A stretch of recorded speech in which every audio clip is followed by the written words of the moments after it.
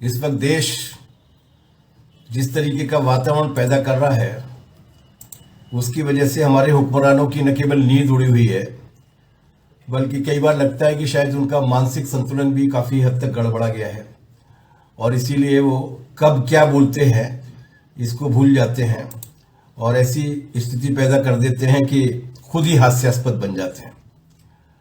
ऐसी घोषणा अभी हमारे प्रधानमंत्री जी ने कल अपने भाषण में की है, जिसके बारे में आज अपन लोगों को चर्चा करनी है। थोड़ी सी देर में हम लोग अपनी बातचीत को शुरू करेंगे। 5-7 मिनट का 2-3 मिनट का इंतजार और करेंगे।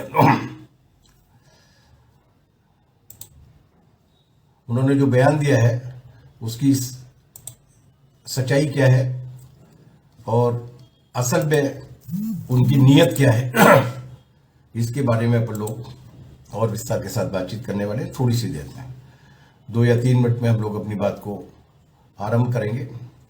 काफ़ी साथी आ चुके हैं, बहुत खुशी की बात है और बाकी साथी भी आने को होंगे। 2 मिनट में हम लोग अपनी बातचीत को आरंभ कर रहे हैं। हरियाणा के गवर्नर सुरेंद्र सिंह जी ने आदेश दिया था कि इस सवाल पर लाइव किया जाए। उनके लिए बहुत बहुत धन्यवाद जिन्होंने ये आवश्यकता रेखांकित की और हम लोग बस शुरू कर रहे हैं।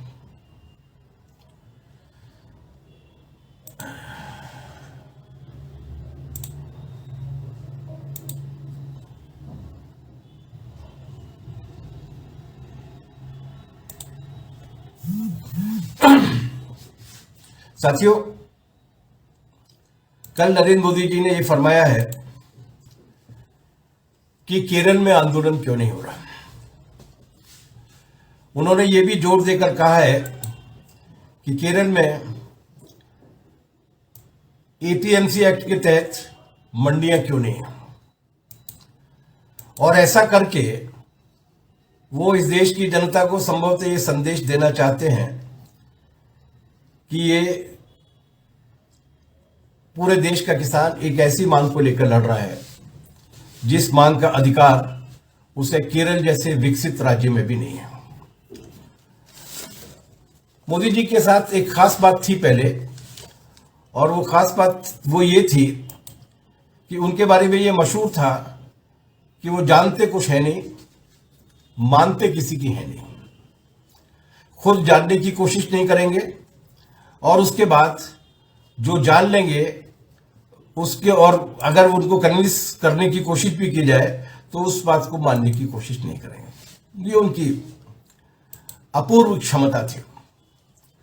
लेकिन प्रधानमंत्री बनने के बाद उनकी उन क्षमताओं में निखार आया है और अब स्थिति यह है कि वो जानने बूझने के बाद भी इस तरीके का वातावरण पैदा करते हैं, इस तरीके को गुमराह करते हैं, इस तरीके के झूठ बोलते हैं कि अगर झूठ नाम का कोई प्राणी होता होगा तो वो भी अभिभूत हो जाता होगा, वो भी अजीब तरीके से अपने आप को विस्मित महसूस करता होगा कि क्या मुझे इस तरीके से भी बोला जा सकता है।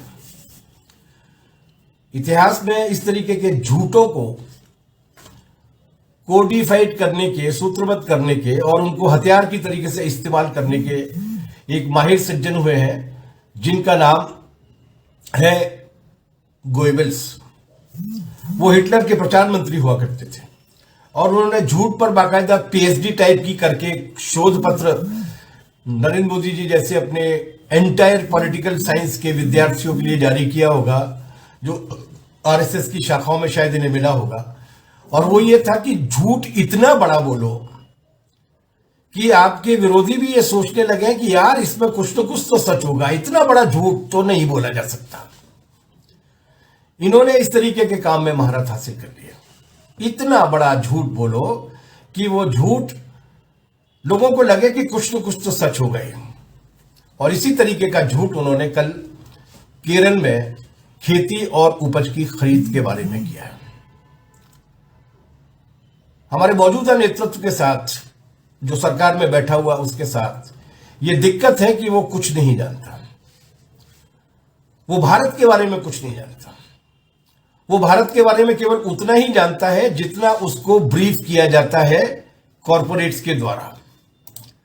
वो भारत के बारे में केवल उतना ही जानता है जितना उसको अमेरिका में बैठी हुई कोई कॉरपोरेट कंपनी या भारत में बैठी हुई अडानी अंबानी टाइप की उनकी जो सरपरस्त है वो कॉरपोरेट कंपनी उनको लिख के दे देती है। वो केवल उतना ही बोलना चाहते हैं, उतना ही बोलना जानते हैं और उतना ही कहना जानते हैं। और यही वजह है कि आज उन्होंने केरल के बारे में जिस तरीके की टिप्पणी की है, वो टिप्पणी भी उसी तरीके के झूठ को बार बार बोलने की एक कोशिश है, एक एजेंडा सेट करने की कोशिश है। उन्होंने क्या कहा? उन्होंने पहली बात तो ये की गई कि केरल में आंदोलन, केरल में मंडियां नहीं है तो केरल में आंदोलन क्यों नहीं हो रहा है? क्या केरल की फसल के बारे में उनको थोड़ी बहुत भी माहिती है? केरल में किस किस तरीके का क्रॉप का पैटर्न है वो जानते हैं? नहीं जानते, न वो जानना चाहते हैं। केरल में मंडी नहीं है। केरल में मंडी क्यों नहीं है? कुछ राज्य ऐसे हैं हमारे देश के जिन्होंने एपीएमसी के एक्ट को पारित नहीं किया। एपीएमसी के एक्ट को अपने राज्यों में लागू करने के लिए उसको कानून नहीं बनाया। क्यों नहीं बनाया? इसलिए कि उन राज्यों की फसल का पैटर्न जो है, फसल का जो तरीका है और उन राज्यों में पैदा होने वाली जो उपज है वो एकदम अलग तरीके की है। वो ऐसी फसलें हैं जिनके बारे में केंद्र सरकार की ओर से कोई न्यूनतम समर्थन मूल्य की घोषणा नहीं की जाती है। वो केवल उन्हीं राज्यों में पैदा होती है। उदाहरण के लिए केरल की फसल का पैटर्न और वहां की उपज का जो प्रकार है वो बिल्कुल पूरी तरीके से भिन्न है। केरल में मसाले और प्लांटेशन की जो फसलें हैं, 82% फसलें मसाले और प्लांटेशन की। और ये जो है केरल की पूरी ग्रामीण अर्थव्यवस्था, खासतौर से कृषि अर्थव्यवस्था, इन मसालों और प्लांटेशन में की जाने वाली फसल और उपज पर टिकी हुई है। यही है केरल की खेती। यही है केरल की मुख्य खेती, जिसमें नारियल पैदा होते हैं, जिसमें काजू पैदा होता है, जिसमें रबर पैदा होती है, जिसमें चाय पैदा होती है, जिसमें कॉफी पैदा होती है, जिसमें तरह तरह की काली मिर्च पैदा होती है, जिसमें जायफल पैदा होता है, जिसमें इलायची पैदा होती है, जिसमें लौंग पैदा होती है, जिसमें दालचीनी पैदा होती है। मोदी जी, जानते हैं आप केरल में क्या पैदा होता है? इन तमाम सारी चीजों के नाम सुने आपने जो मैंने आपकी बीच में बताई। ये है केरल की कृषि अर्थव्यवस्था।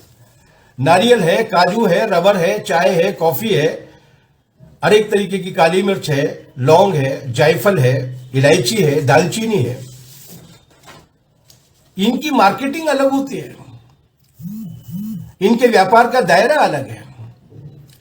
इन फसल की मार्केटिंग के खास चैनल होते हैं और इनकी मदद के लिए, चूंकि ये दुनिया भर में भी जाती हैं, ज्यादातर ये जो फसलें हैं जिनके मैंने आपको नाम गिनाए, ये फसलें पूरे दुनिया भर से करोड़ों डॉलर की विदेशी मुद्रा कमा के लाती हैं। और ये व्यापार आज से नहीं चल रहा।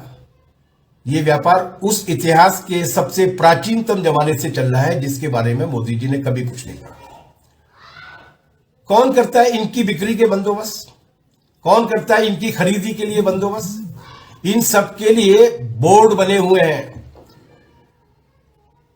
मोदी जी, केंद्र सरकार जिसके आप प्रधानमंत्री हैं, उस केंद्र सरकार के वाणिज्य मंत्रालय के अंतर्गत बोर्ड बने हुए हैं। एक रबर बोर्ड बना हुआ है, एक कॉफी बोर्ड बना हुआ है, एक स्पाइसेज का, मसालों का बोर्ड बना हुआ है, एक टी बोर्ड बना हुआ है, चाय का बोर्ड बना हुआ है, एक नारियल के विकास का बोर्ड बना हुआ है। ये बोर्ड है जो केंद्र सरकार के वाणिज्य मंत्रालय के अधीन चलते हैं और उस वाणिज्य मंत्रालय के अधीन चलते हैं। उसी के आधार पर, उन्हीं के जरिए इनकी मार्केटिंग का बंदोबस्त किया जाता है। आपकी समझ में आ रही है ये बात? वहां की मुख्य फसल ये मसाले हैं। मां की मुख्य फसल ये जीवन को पैदा करने वाली औषधि गुण वाले तमाम सारे वस्तुएं हैं, जिनसे है जो वहां पर पैदा होती हैं, और इनकी नीलामी का एक सिस्टम है। वो नीलामी कॉफी बोर्ड के या टी बोर्ड के या रबर बोर्ड के या मसाला बोर्ड के अंतर्गत उनकी देखरेख में, निगरानी में होती है। और उसके बाद जो नीलामी होती है, उसके बाद वो दुनिया भर से कमा के लाते हैं विदेशी मुद्रा। केरल के बारे में आप कुछ नहीं जानते मोदी जी। एक आध महीने केरल में जाकर रही है, बहुत सारी संस्कार भी वहां से सीख कर आएंगे, केवल खेती ही की जानकारियां नहीं मिलेंगी। और इस पैदावार के साथ एक दिक्कत है, और वो दिक्कत ये है कि इनकी कीमतें जो है वो दुनिया की मार्केट में जो उतार चढ़ाव आते हैं, उन उतार चढ़ाव के हिसाब से, हमारे एक साथी ने लिखा है, सुरेंद्र जी ने, कि स्वाद तो जानते होंगे। मुझे नहीं लगता, वो उनके बारे में कहा जाता है कि वो मशरूम खाते हैं। मशरूम को हमारी तरफ कुकुरमुत्ता कहते हैं। मुझे नहीं लगता कि कुकुरमुत्ता खाने वाले को इस तरीके की तमाम सारी वैरायटी के मसालों का कुछ स्वाद आता होगा। खैर वो एक अलग बात है। इन सब की जो कीमतें हैं वो विश्व बाजार के फ्लक्चुएशन के आधार पर उतार चढ़ाव के हिसाब से तय होते हैं। आपकी सरकार ने, केंद्र सरकार ने, आपसे पहले वाली सरकारों ने या आपकी सरकार ने इनमें से किसी भी उपज के लिए एमएसपी तय नहीं किए। आपकी मिनिमम सपोर्ट प्राइस, न्यूनतम समर्थन मूल्य में जो 23 जिनसें दी गई हैं, उनमें केवल खोपरा की, सूखे हुए नारियल की कीमत तय की जाती है। नारियल की कीमत भी तय नहीं की जाती है। आपने कोई एमएसपी तय नहीं की है जिसके आधार पर इनकी कोई संगठित खरीद हो। इनकी खरीद आज भी पूरी दुनिया भर के बाजार की मोहताज है। लेकिन इसके बाद भी आज पिछले 3 दशकों से सरकारों ने बजाय इन फसलों को संरक्षण देने के, बजाय इन फसलों से जिनके जरिए विदेशी मुद्रा कमाई जाती है, उसके लिए अपनी ओर से कुछ मदद देने के, केंद्र सरकारों ने, जिसमें मोदी जी की भी सरकार एक मुख्य भूमिका है, इन्होंने इन लगातार इन बोर्ड्स को कमजोर किया। इनका जो नीलामी का तंत्र है, जो बोर्ड की मौजूदगी में होगा, उसको इस कदर कमजोर किया जिसकी वजह से किसानों को नुकसान पहुंचाया गया। किस तरीके से किया? किसके नियंत्रण में बोर्ड्स नियंत्रण में वाणिज्य मंत्रालय के, कॉमर्स मिनिस्ट्री के। और उन बोर्ड्स में पोस्ट खाली पड़ी हुई हैं, वर्षों से पद खाली पड़े हुए हैं, उन पदों को भरे नहीं जाएंगे। और वो पद कोई सामान्य खरीदने वाले के या तोलने वाले के या रिकॉर्ड रखने वाले के नहीं, डायरेक्टर्स के भी पद ऐसे हैं जो लगातार इतने लंबे समय से खाली पड़े हुए हैं, लेकिन सरकार उनको नहीं बढ़ रही, वो बोर्ड्स को कमजोर कर रही है। वो वहां के किसानों को असुरक्षित कर रही है, ताकि वो दुनिया भर की मार्केट के सामने जिस तरीके से एक हमारी अपनी उपज के आधार पर, चाहे वो रबर हो, चाहे वो नारियल हो, चाहे वो रेशा हो, चाहे वो कॉयर हो, चाहे वो मसाले हो, उनके आधार पर विश्व बाजार से जो कमा कर लाते थे, उनको असुरक्षित करने की कोशिश कर रही है, ताकि दुनिया की तमाम सारी नई। मुझे लगता है कि आजकल मोदी जी की दिलचस्पी गरम मसाले का जो एक देशज तरीका निकाला है उनके आरएसएस के मित्रों ने, शायद उस पर वो ज्यादा डिपेंडेंट होना चाहते हैं, और इसीलिए वो वहां के बोर्ड की व्यवस्थाओं को तोड़ रहे हैं, बोर्ड की व्यवस्थाओं को कमजोर कर रहे हैं। उन बोर्ड्स को चलाने के लिए जो समुचित पैसा दिया जाना चाहिए, वो पैसा नहीं दिया जा रहा। डायरेक्टर तक की पोस्ट को खाली रखा गया है, और यहां तक कि बाकी के पद भी खाली पड़े हुए हैं। और इससे भी ज्यादा खतरनाक जो भाजपा और कांग्रेस दोनों की सरकारों ने किया है, वो है free trade agreement. Free trade agreement, खासतौर से एफटीए का जो इंडिया और आसियान के देशों के बीच में जो फ्री ट्रेड एग्रीमेंट किया है, उनका इस केरल की फसल पर, उपज पर खासतौर से बहुत ही खतरनाक असर पड़ा है। आप एशियान के जो देश हैं, उन एशियान के 20-25 देशों से उन सारे चीजों को बिना किसी कस्टम ड्यूटी को, बिना किसी टैक्स के, बिना किसी प्रतिबंध के लाने के लिए अगर कोशिश करेंगे तो रबर से बाजार पट जाएगा, नारियल से बाजार पट जाएगा, और भी तमाम सारी उपजों से बाजार पट जाएगा, जिसकी वजह से केरल के किसान को संकट का सामना करना पड़ेगा। अपनी सरकार अपनी नीतियों के जरिए, और वो नीतियां केंद्र सरकार की ही नीतियां हैं, उनके जरिए केरल के किसानों को बर्बाद कर रही है। वाम मोर्चा की सरकार तो उनकी शील्ड बन के, उनका कवच बन के, उनकी ढाल बन के खड़ी हुई है। किस तरह से? जब ये दुनिया भर की मार्केट के साथ जोड़ दिया गया और एफटीए के एग्रीमेंट के जरिए दुनिया भर के माल का डंपिंग ग्राउंड बना दिया गया जो केरल की फसलें पैदा होती हैं उनके लिए, तो केरल की एलडीएफ सरकार ने क्या किया? 2006 में जब एलडीएफ की सरकार नहीं आई थी, तब उससे पहले वो जो है वहां पर किसानों की आत्महत्याएं होती थी जो आमतौर से केरल में नहीं हुआ करती थी। केरल की सामाजिक सुरक्षा का बंदोबस्त वामपंथ की वजह से इतना मजबूत है, केरल का शैक्षणिक स्तर, सांस्कृतिक स्तर इतना मजबूत है कि वो इस तरीके की चीजें नहीं होती थी, वहां की प्रवृत्ति में नहीं थी। लेकिन इतना ज्यादा कर दिया उन्होंने, इतना ज्यादा उनको असुरक्षित कर दिया कि वहां पर आत्महत्या बढ़ी। 2006 में एलडीएफ की सरकार आई। एलडीएफ की सरकार ने आते ही क्या कहा? एलडीएफ की सरकार ने आते ही ये नियम बनाया कि जितने एक सबसे पहले कर्जा राहत आयोग बनाया। उस कर्जा राहत आयोग के जरिए ये कहा गया कि सारे कर्जे माफ किए जाएंगे और न केवल कर्ज मुक्ति की जाएगी बल्कि आने वाली फसलों के लिए भी कम से कम ब्याज पर व्यवस्थित तरीके से कर्ज को देने की कोशिश की जाएगी। आत्महत्याएं रुक गई। लेकिन यहीं तक नहीं हुआ। जब विश्व बाजार में कीमतें गिरने लगी, जब विश्व के सामान की इन दूसरे एशियान के देशों के एफटीए की वजह से जब केरल की उपज को कम कीमत की मुश्किलों का सामना करना पड़ा, उस वक्त वहां की सरकार ने दो तरीके से मदद की। पहली मदद तो यह की कि उन्होंने कोऑपरेटिव्स के जरिए उनको उनके समुचित मुनाफे के आधार पर खरीदने का फैसला लिया। और दूसरी मदद यह की कि उन्होंने कोऑपरेटिव्स को, और केरल का कोऑपरेटिव मूवमेंट जबरदस्त कोऑपरेटिव मूवमेंट है, जनता की भागीदारी के साथ चलने वाला, लोकतांत्रिक तरीके से चलने वाला सहकारिता आंदोलन है। उस सहकारिता आंदोलन को केरल की सरकार की ओर से मदद दी गई और उनसे यह कहा गया कि बजाय रॉ प्रोडक्ट को, बजाय रबर को बेचने के, बजाय नारियल को बेचने के, बजाय काजू को बेचने के जो पैदा हुआ है, इसकी बजाय हम इसमें वैल्यू एडिशन का काम करेंगे। इसके आधार पर जो चीजें बनती हैं उन चीजों को यहीं पर बनाएंगे ताकि किसान को पहले की तुलना में ज्यादा मुनाफा हो सके, ताकि कोई एक उद्योग घराना उससे कच्चा माल खरीद के ले जाए और अपनी फैक्ट्री में बनाकर अपना प्रोडक्ट करके बेचे। उससे बेहतर है कि उसी की एक कोऑपरेटिव सोसाइटी हो जो पैदा भी करे और पैदा करने के बाद उसको नए तरीके के रूप में भी ढाले। ये प्रबंध भी वहां पर किया गया और उन प्रबंध से हमने उस अंतर्राष्ट्रीय दबाव का मुकाबला किया। एलडीएफ की सरकार के नेतृत्व में केरल के किसानों ने जो दबाव नरेंद्र मोदी जी की नमस्ते ट्रंप जैसी और एफटीए जैसी नीतियों को अपनाने की वजह से आया। अभी आरसीईपी आने वाला है और आरसीईपी आने के बाद बाकी सब तो छोड़िए, बाकी का क्या होगा, दाल का, चावल का, गेहूं का क्या होगा। आरसीईपी आने के बाद जो मिल्क पाउडर 1/4 कीमत पर आने वाला है, उसके बाद हमारी गायों का और भैंसों का क्या होगा, ये आगे आगे देखिए होता है क्या है। इब्तदाए अडानी अंबानी है और होता है क्या, आगे आगे देखिए होता है क्या। गेहूं चावल वहां पैदा होता है लेकिन उनकी पैदावार इतनी कम है कि उनके लिए एपीएमसी एक्ट बना के बड़ी बड़ी मंडी कमेटियां करके कोई खरीदने का तंत्र बनाने की कोई आवश्यकता नहीं है। इसका मतलब क्या है?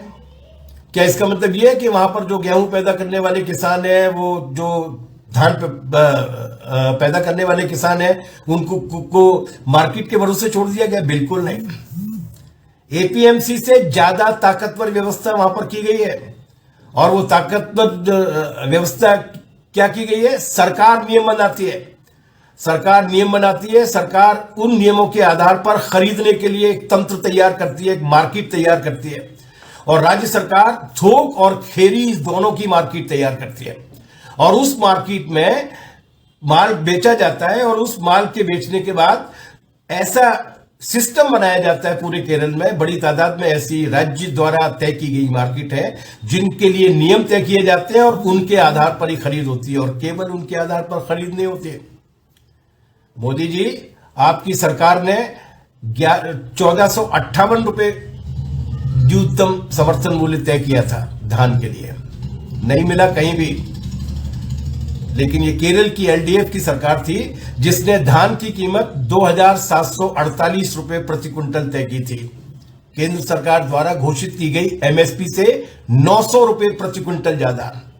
मध्य प्रदेश में, बिहार में, उत्तर प्रदेश में ऐसे जिले हैं जहां पर 1100-1200 रुपए प्रति क्विंटल में धान लोगों को बेचना पड़ रहा है, लेकिन वहां पर उन्होंने 2748 रुपए प्रति क्विंटल पर खरीदा है धान, एक एक दाना खरीदा गया है। इसलिए एपीएमसी की मंडी गेहूं और चावल के उत्पादन का चूंकि मात्रा बहुत कम है, उस मात्रा के हिसाब से, लेकिन इसका मतलब यह नहीं कि गेहूं चावल वालों को फ्री छोड़ दिया गया है, बल्कि न केवल उनकी खरीद को सुनिश्चित करने का काम किया है, बल्कि उन्हें विराट पैमाने पर सब्सिडी देने का काम भी किया गया है। मैं बताऊंगा आपको कितनी सब्सिडी दी जाती है। और केवल वो सब्सिडी नहीं जो प्रति हेक्टेयर दी जाती है, प्रति किसान 6000 रुपए साल, जो पहले घोषित किए गए थे 9 करोड़ को मिलेंगे, 14 करोड़ को मिलेंगे, फिर उसके बाद 9 करोड़ को मिले, और अब की बार उन्होंने कोरोना में कहा कि 6 करोड़ को मिलेंगे, जो पता नहीं किसान कहां पर गायब हो गए। इस तरीके का नाटक या पाखंड नहीं किया जाता।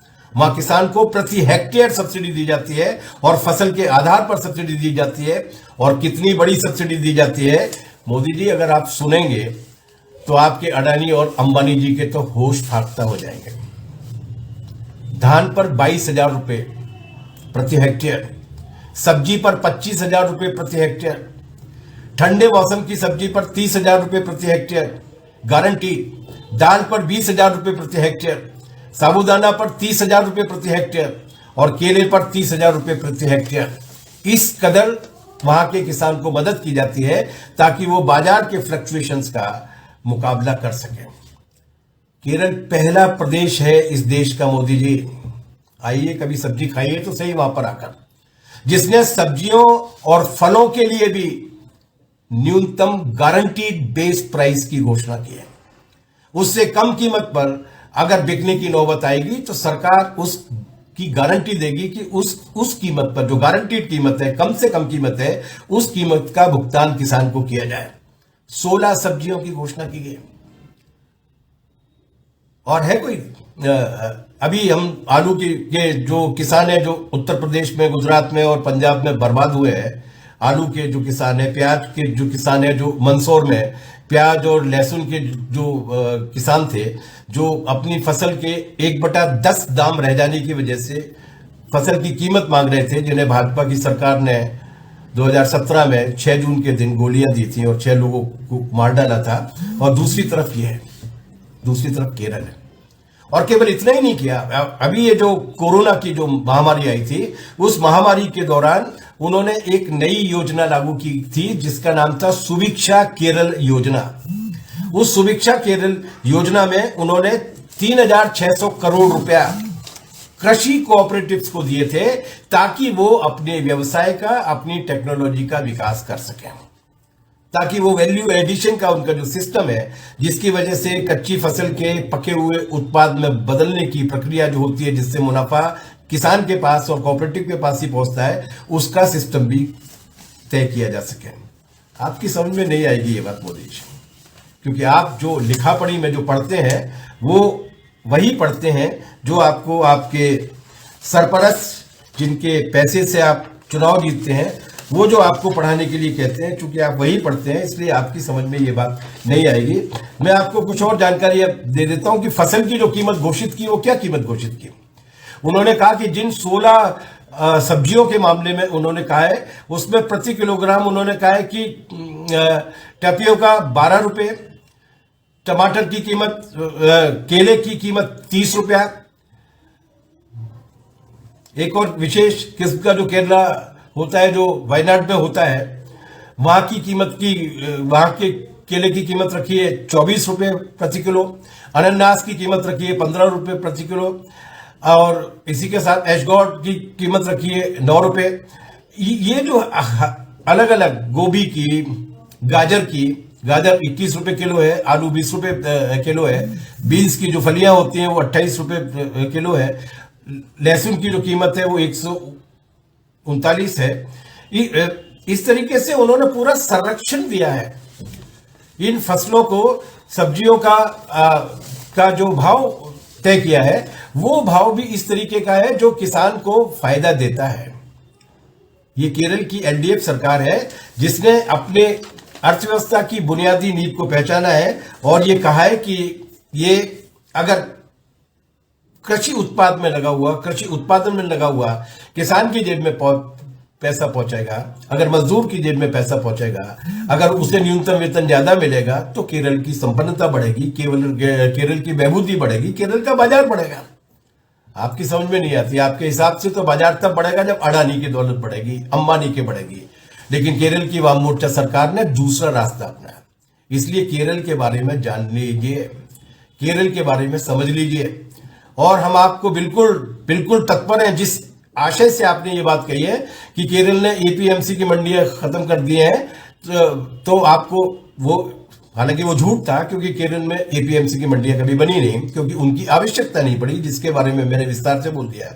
केरल मॉडल को लागू कर दीजिए ना पूरे देश में, सब्जियों की कीमत घोषित कीजिए, गारंटीड कीजिए, धान की कीमत पर 900 रुपए अतिरिक्त भुगतान कीजिए जो केरल की वाम मोर्चा सरकार कर रही है, गारंटीड कीजिए, गेहूं की फसल पर गारंटीड भुगतान कीजिए, एमएसपी से अधिक कीमत पर सरकार देगी, करिए ना। केरल से सीखिए, केरल के बारे में झूठ बोलना बंद कीजिए।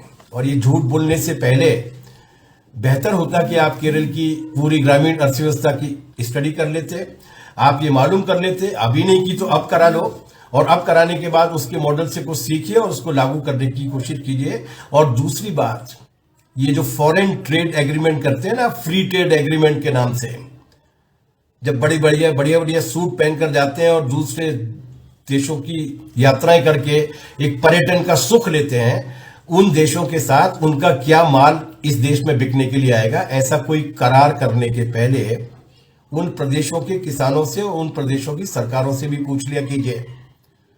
हिमाचल की सरकार से पूछिए, कश्मीर की सरकार से पूछिए कि वो जो केसर पैदा करते हैं, वो जो सेव पैदा करते हैं, वो जो आड़ू पैदा करते हैं, वो जो आलू बुखारा पैदा करते हैं, उनके लिए एफटीए करना है कि नहीं करना, अपने विदेशी मेहमानों से, उनके माल से इस देश को डंपिंग ग्राउंड बनाना है कि नहीं बनाना, ये पहले तय कर लीजिए। कॉमरेड सुरेंद्र सिंह जी ये कह रहे हैं कि एपीएमसी की जरूरत पड़ी उन प्रदेशों में जहां पर सीधे साहूकारों की और आड़तियों की लूट हुआ करती थी।